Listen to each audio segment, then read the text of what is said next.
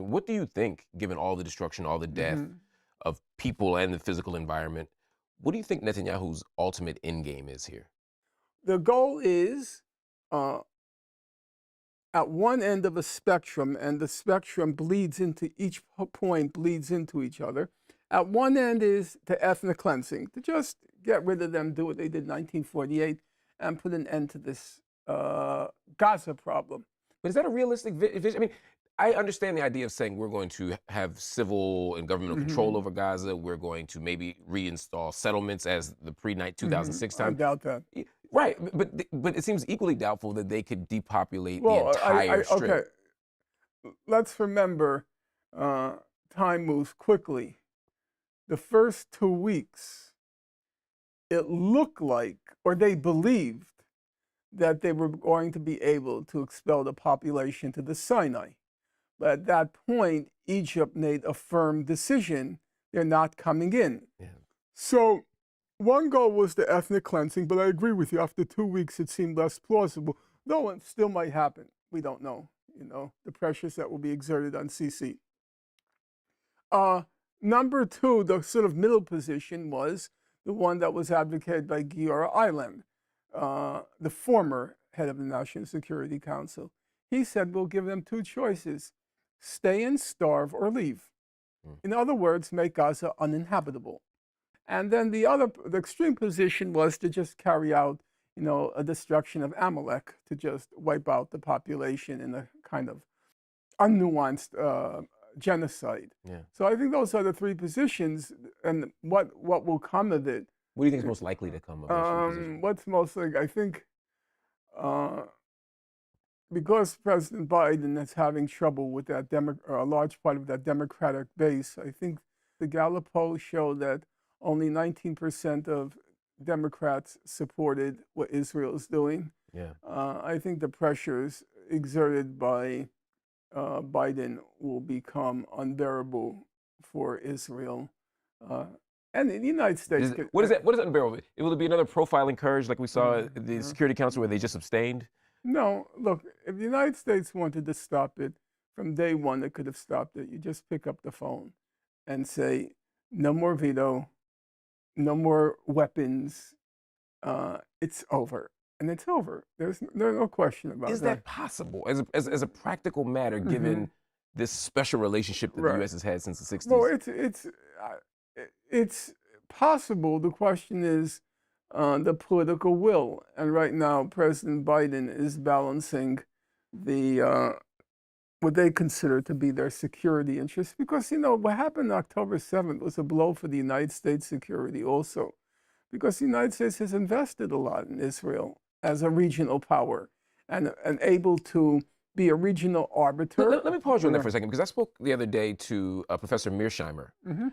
who said that it's a myth that there's still a strategic and tactical interest for the United States to support Israel. That Mhm. may have once been the case, but it's not anymore. Look, John Mearsheimer is a good friend of mine. I like him. Uh, But we don't agree. I mean, people can agree to disagree. I don't agree on that point. I think the important thing to understand about Israel is very much like a Western society.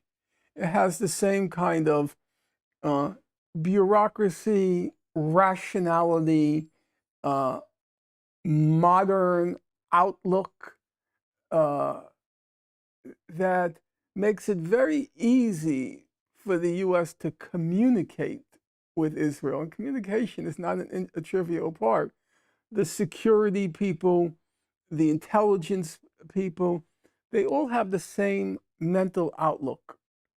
And so that's an irreplaceable factor for the U.S. to have a what's sometimes called a stationary aircraft carrier in the Middle East, where the whole mental outlook is held in common.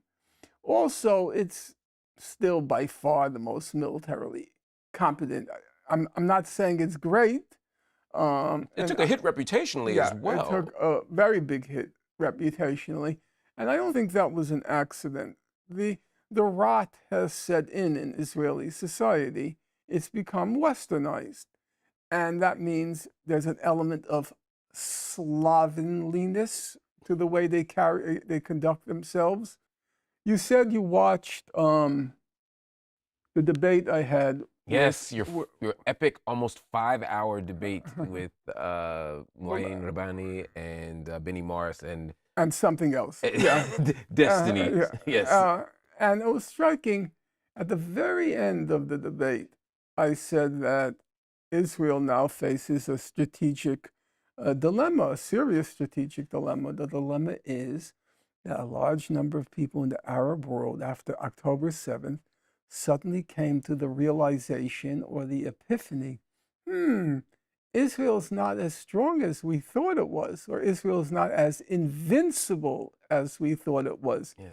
And Benny Morris at that point, Professor Morris, very smart guy, he kind of had a nervous laugh and he said, that's ridiculous. We have atomic bomb, we have nuclear weapons. Right. What was striking to me about that answer was he didn't say we have the IDF, we have the army.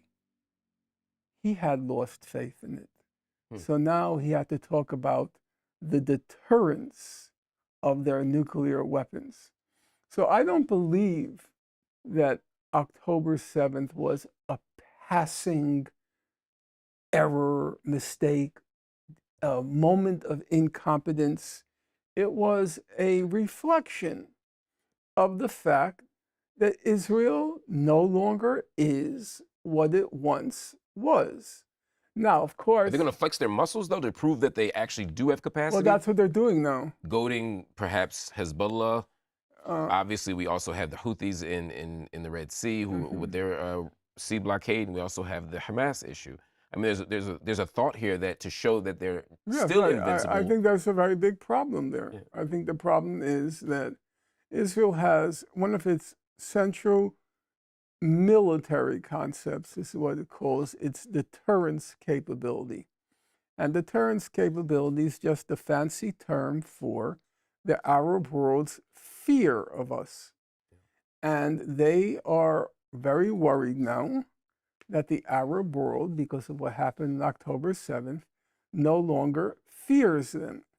And so one of the reasons for what's been happening is, in their language, to restore their deterrence capacity. And that does seem to include against Hezbollah. So I think we're very far from the end of what began on October 7th, and it could take forms which will be a regional and maybe a global catastrophe.